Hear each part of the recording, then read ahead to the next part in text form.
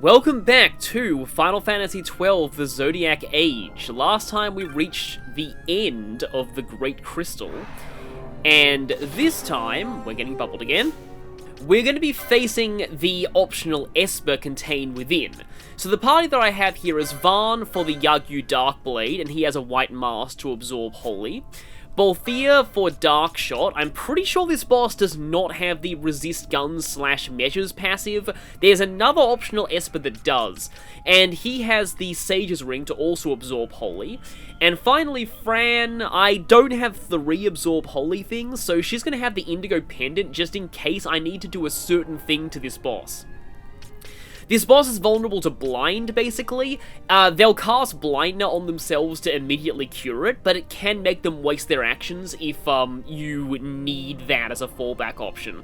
And then she has the rest of her general stuff. So, okay, I've got some buffs cast. I've got Faith on Fran, Haste on these two. Balthea should probably Bravery Vaan. And so, I need to figure out which of these is the right one. Basically, it should be the central pathway. That is what will lead me to the Esper, and that is this one. And yeah, holy crap, is it dark in here. There's also another gimmick to this battle, but we'll be seeing it a little later. Also, I'm going to switch my character control to Fran. Now, question, do you have Berserk? You do not. However, I think I do have Bacchus's Wine. I feel like a Berserk Vaan is going to be particularly effective in this fight with the Yagyu Darkblade. So we are at, yep, the Crystal Peak. This is it, the very top of the Great Crystal. And there is a chest there. That contains Excalibur, but before we can claim that...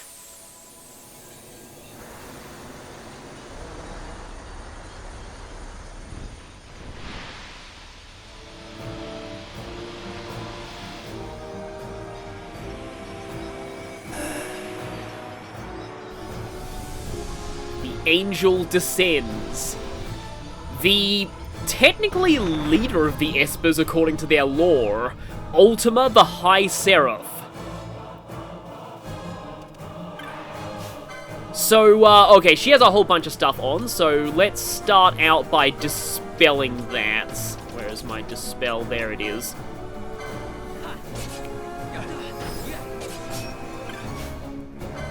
Okay, with that gone... Ultima uses a lot of Holy Element attacks, basically. Her standard attacks can also inflict sap on you, I believe. And now, before anything else... Oh, I have so many Bacchus's Wines. I think I got these dropped off of Behemoths or something. But yeah, let's go ahead and use this on Vaan. Yeah, her basic attacks hit quite hard. And she's going for Fran. Also, Fran has Darker. Oh, she's already using Holy Jar. Okay, then. I think Fran should survive it. The other two here are immune to Holy.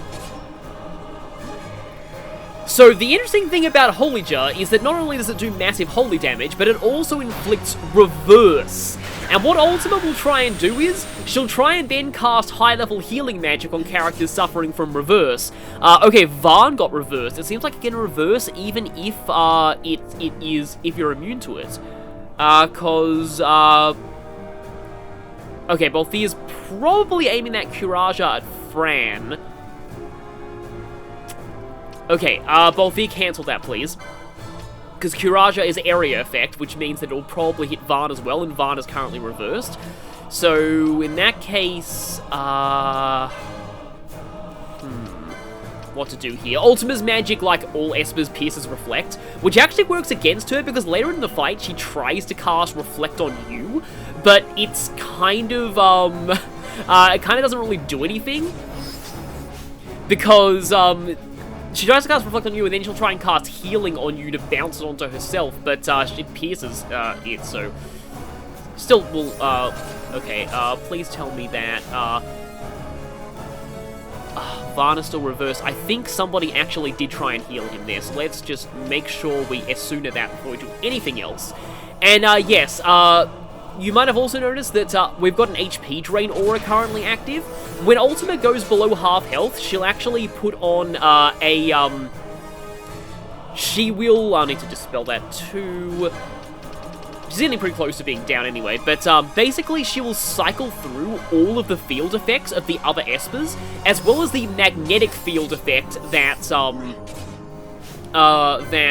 who was it? It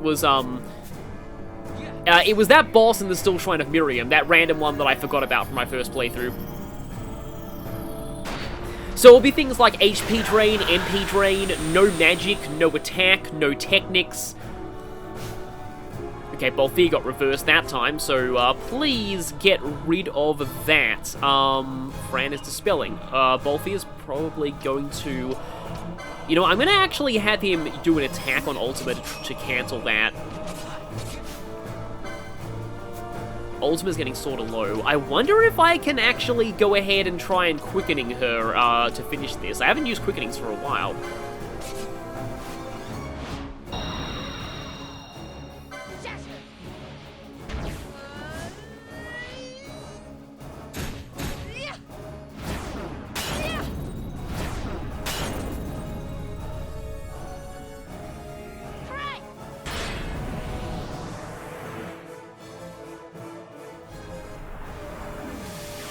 Show you how it's done.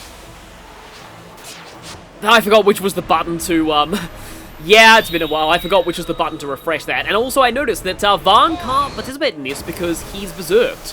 Which makes sense. Yeah, that did a little bit. Balthier is still reversed though, so Fran should go ahead and cure that. Otherwise, Balthier will continue to hurt himself. Okay, good. At least I've got rid of that.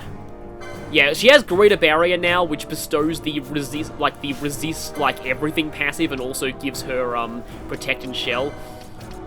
Oh no, it's actually an arcane magic, isn't it? So I'm gonna try Darker. Okay, we've got an MP drain field on now. But she should be almost done. Yeah, Balthier's Courage doesn't really heal all that much, but it's kind of serving our purposes for now. Let's just do another Dark... There we go, she's down! See, I wasn't really that worried about that fight. I should also mention, though, that she is immune to all magic that is not,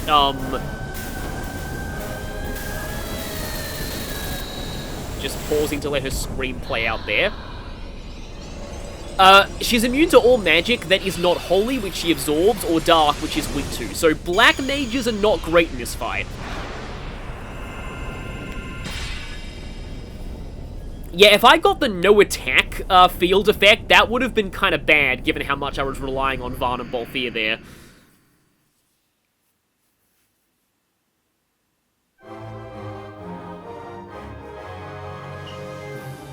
And the chest is there in the victory shot. We'll be grabbing that in a moment, don't worry.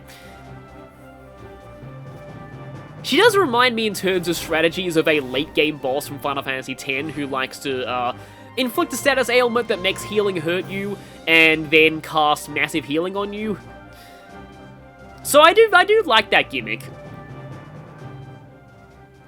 At the same time, though, it's one of those situations where getting to the boss is a lot harder than actually fighting the boss, although Balthier is pretty much all out of MP right now. And yeah, why not? Let's just bubble. So, let me grab that. Excalibur, finally, which Balthier can actually use. I recently licensed him for that. Excalibur is, like, nominally the best greatsword in the game, but it does have Holy Element, which can be a problem against, well, you know, enemies that are immune to Holy. I guess in this state, let's go ahead and put the evade tank setup on Varn was actually working decently well before. And it was the Aegis Shield for the added magic evasion. So, I'm actually not done with the Great Crystal, but before that, I'm going to go to the license board and see what Ultima unlocks for everyone. Well, Varn doesn't get anything out of that on Bushi, but on Shikari he gets 2 Phoenix Laws. Not great. Okay, Bolthea, what does he get? Stuff he already has access to through his quickening, so no. Ultima gives Knights Telekinesis and another Battle Law. That's not horrible.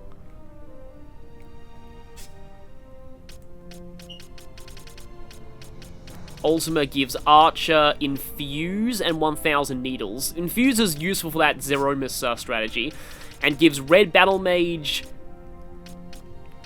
Defender and Save the Queen. I'll keep checking. Oh, Barsh already has access to those via other things, so I don't even need that on him. And on Ulan, we get... actually, that's somewhat tempting. Expose can be decent in some situations.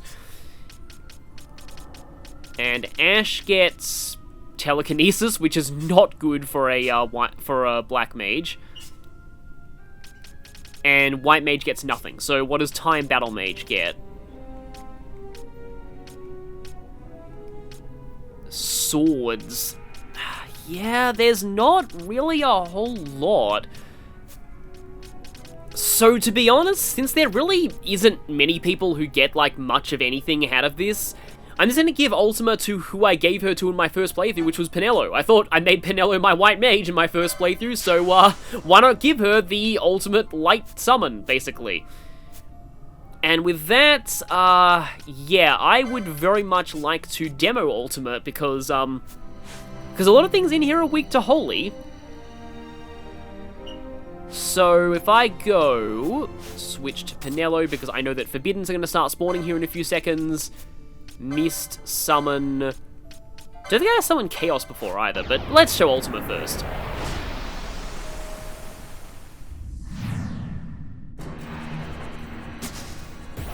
Okay, so Ultima's using Redemption first, which is basically, I think, just a Holy Elemental attack. Yeah, here we go. White Magic, Renew, and Holy. And Technics, Redemption, Holy damage to one foe, and Eschaton. I am not entirely sure what that is, but hopefully it means something, I'm guessing it means like something holy and very powerful. However, you need to immediately, not Ultima, Penelo needs to immediately heal herself. Because, yeah, there's no use, no use having an overpowered summon if the summoner just immediately dies. Oh, that's actually kind of silly. I think Penelo's trying to cast buffs on Ultima and they're failing due to her Reflect, so let's actually replace that with... I know I have the no Reflect thing. There we go, Opal Ring. Yes, bubbling yourself is definitely a good idea, Penelo. Oh, and there's Holy. I wonder what triggers her to... Oh, Evil Spirit. Yeah, this is the thing that has a chance of spawning instead of a Forbidden. Okay, yeah, Penelo's probably going to go down here, so you show off your super move.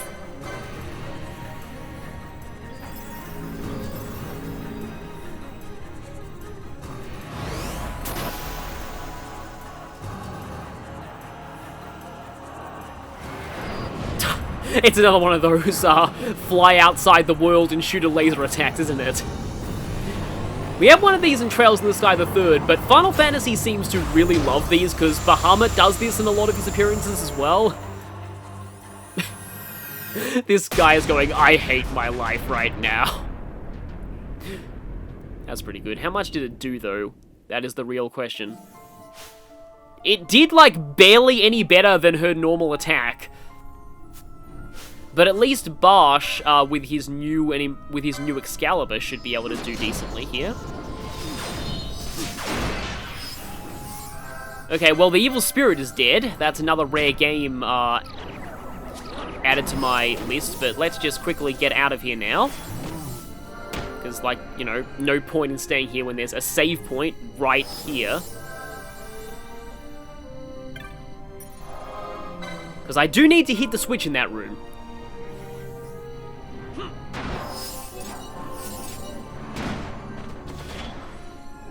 Okay, Courage is pretty effective against these things since they don't teleport away at the first sign of taking damage. But here we go, Aquarius Gatestone. So I'm gonna have to go back to my map because there's a few things that I want to achieve in here before leaving the Great Crystal for good.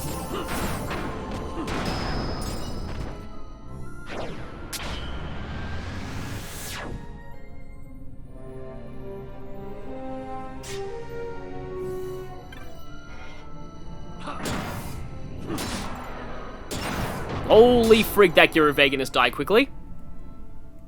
Okay, we're at the Libra switch. We need to go what is essentially south from here. And from here, we kind of just need to go straight twice.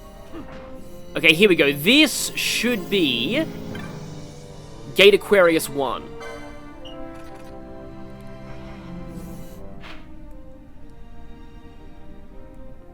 Now, with that, we've unlocked the way to the Taurus Gate.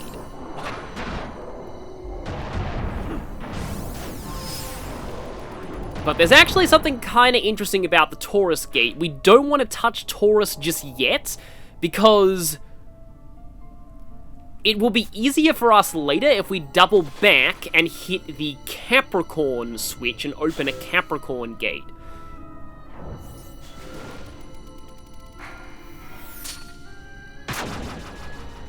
And I believe the Capricorn switch is this way? Yes, Capricorn switch, okay. Now tell me that there aren't any enemies in here. There are, but they're thankfully not necrophobes, just forbidden.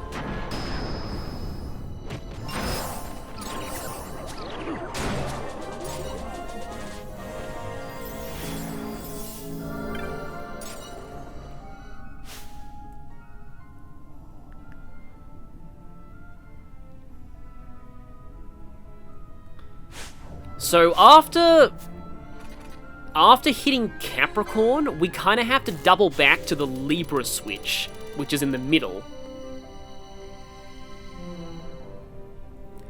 And at the Libra switch, we have to go northeast. Because there'll be a Capricorn Gate coming up. Yeah, one of these two should be a Capricorn Gate. Of course, there's also things in here. I'll kind of yeah, here we go. Let's just, Capricorn Gate 2, that should be what we need. So now we've done this, here's where things get kind of annoying. What we have to do next is double all the way back to the Taurus Gate and hit that. And the really problematic thing is, we're gonna have to do that twice. Because there are two mutually exclusive Taurus Gates coming up.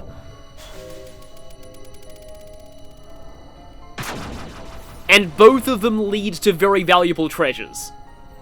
Please don't let this room be full of necrophobes. Okay, it's just forbidden, that's fine.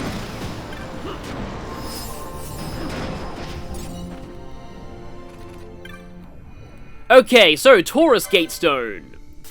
And now we double back to where we previously opened Capricorn Gate 2. The funny thing is, I'm actually starting to vaguely get my bearings here. I am suffering from Great Crystal Stockholm Syndrome. I actually kind of know my way around at this point. Okay, so yeah, here's where the Capricorn Gate was.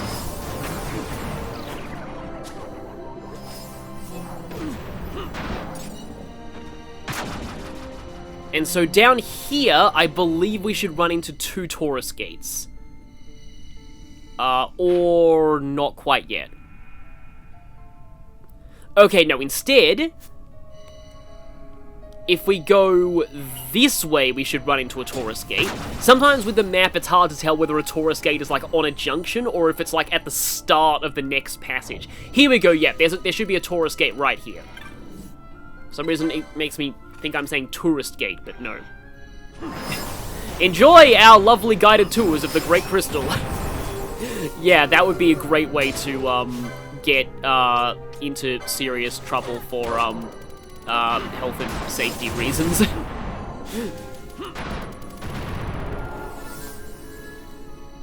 Because if we go this way from here, we should be hitting a dead end where there should be a fixed chest that gives something very, very good. However, it might also be one of those, oh no, the chest is there. Is anybody Libra'd?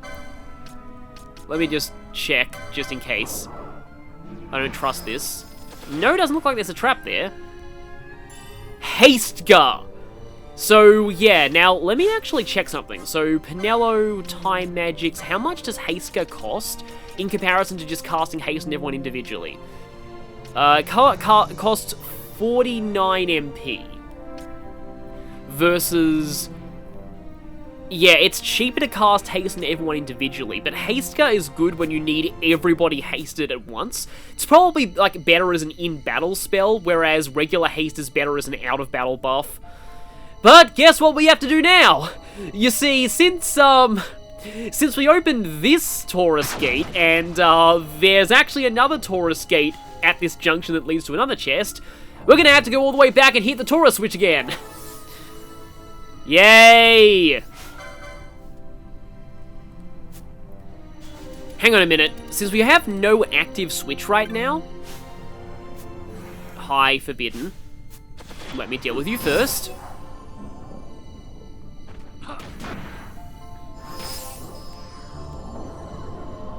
I think it will actually be faster if I hit Libra here and then open up the other Libra gate. This will get rid of the Libra gate that I currently have open. But I think this is a much faster way to reach Taurus. Yeah, Gate Libra 2. I hope I didn't screw myself over by doing that. But that takes me straight to Jiram Pra. Yeah, which if I go through one of these ways, it should take me straight to where the Taurus Gatestone is.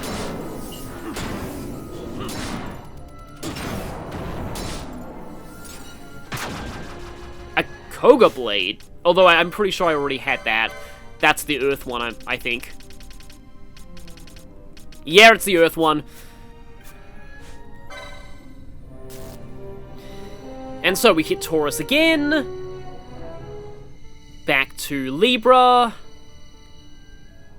Udolbi Jiram Prati. Okay, so here we go, I think, this way?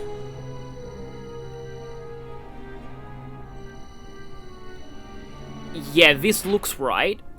No, this is not right. That's Virgo. Right, no, wrong. The other exit. The other exit. Which would be this one. Yeah, this one looks better. Just hope I'm right about this. Okay, Udolbi, Falam, Prati. Yes, this is where I need to go. Okay, then. And thank you both for immediately dying. Yeah, this is Gate Taurus. Let me just... Yeah, here we go. Gate Taurus 1. And here, after you Forbiddens go away, please. I love how much damage Barsh's basic attack with Excalibur is doing on these things. Artemis Bow. The, I believe, ultimate... Well, the ultimate bow that was not introduced in Zodiac. But yeah... Pretty strong, however, I much prefer having the Burning Bow on Fran because it powers up her Ardor. Now, here's the thing. If we keep going from here, I may as well show this off while I'm here. We can't actually do this yet, but there's actually a Gatestone here. Wake up, Barsh, please. As I said, there is actually a Waystone here. Waystone 21. Now, this will actually take us lower in the Great Crystal. I just hope the enemies in here aren't as strong as what's actually in here. Don't worry, though. What's actually in... Oh, it's an evil spirit. I thought that was a necrophobe for a second. It practically is a necrophobe, though.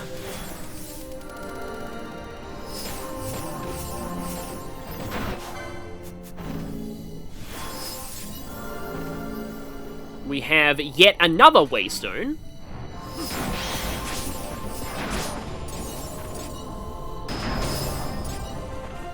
And more level ups. Wow, that's a lot of things. Let's just get out of here.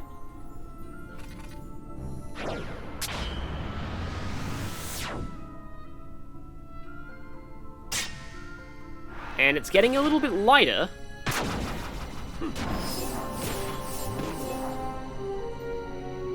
Though Forbidden is still going crazy. Yep, that is our destination. This thing right here. This is the most conspicuously fake treasure chest of them all. This right here is, in its dormant state, Omega Mark 12. It only becomes active once you accept the hunt for the strongest boss in the game, which is not that thing. That thing, only has 1 million HP. In the English version, it had 10 million HP in the Japanese version. But the true ultimate boss has 50 million HP. Yes, I really just said that. It has 50 million HP. That is actually true. But Omega is still, like, one of the strongest enemies in this game. It's level 99 as well, so that's a thing. There are ways to cheese it from what I've heard. But in general, you are not supposed to fight Omega until you have done almost everything else there is to do in the game. But I wanted to show Omega there because a funny story about my first playthrough of this game is that I actually, I believe we're back here, yeah. In my first time playing this game, I did not realize that, that Omega was in the Great Crystal. I always thought that Omega was in the Cave Palace. I'm not sure why I did. There is a super boss in the Cave Palace, but it's not Omega. We will be dealing with that, it's not really a super boss actually, but like, we will be dealing with the enemy in the Cave Palace, eventually. In fact, we'll be dealing with it quite soon, because it's not really all that hard.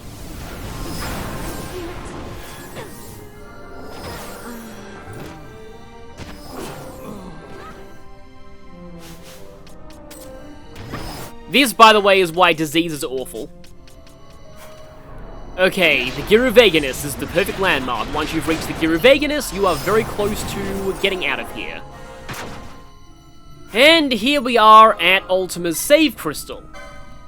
And now that I've done everything that I wanted to do, because I think those are the main chests to grab in here, Hastegar, and the Artemis Bow, as well as those other things. This Waystone, I said, this Waystone next to Ultima's domain is a shortcut back to pretty much the entrance of this place. Yeah, this leads to Vikari Kanbru Ra, which is, yeah, pretty close to the bottom. So one of these two branches should lead us to... Well, yeah, one of these multiple branches should lead us out of here. I think I hit the right one on the first try. Yep, Waystone X, that's the one we needed. Because this takes us back to the first part of the Great Crystal, where everything is bright again. That takes us to this Waystone.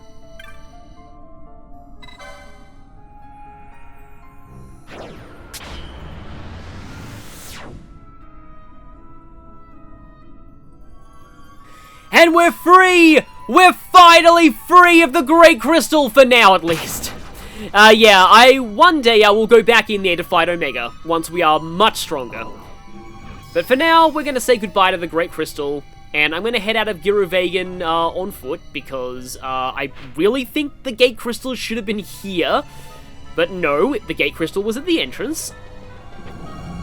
One more thing, though, before we leave. So I forgot to talk about, surprisingly, after all of that went on, the most infamous thing about the Great Crystal, and that is a certain rare game by the name of Larvae Eater. it only spawns, and it took ages for people to figure out, like, actually how it spawned, because its spawning conditions were that obtuse. It spawns after you have killed 256 enemies without touching a waystone, like to teleport to another layer. The reason why this thing is so infamous is because in both the original and the Zodiac versions, it is the only source of the best dagger in the game, with a 5% drop rate. In Zodiac, there is a way to abuse autosaves to grind for it easily. Just lower it to critical health, then leave the screen and come back, and then kill it and then reload your autosave if you don't get the dagger. It is also possible to chain it by abusing the fact that Doom and Break don't increment the chain counter. If you kill Gargoyle Barons outside of the Great Crystal, it counts as a Gargoyle, so I think the chain will carry over to it. But yeah, no matter what you do to get it, it's a pretty brutal thing to get. I don't think I'm going to be going for it, but yes, that is the only way to get the ultimate dagger in both versions of the game. Which does have the fastest attack time of any weapon, so that's something. It's called Mina in this version, and it's called, like, Danjuro in the original. But anyway, that's all I want to say about the Great Crystal for now. Next time, we're going to be doing my favorite hunt in the game. See you all then.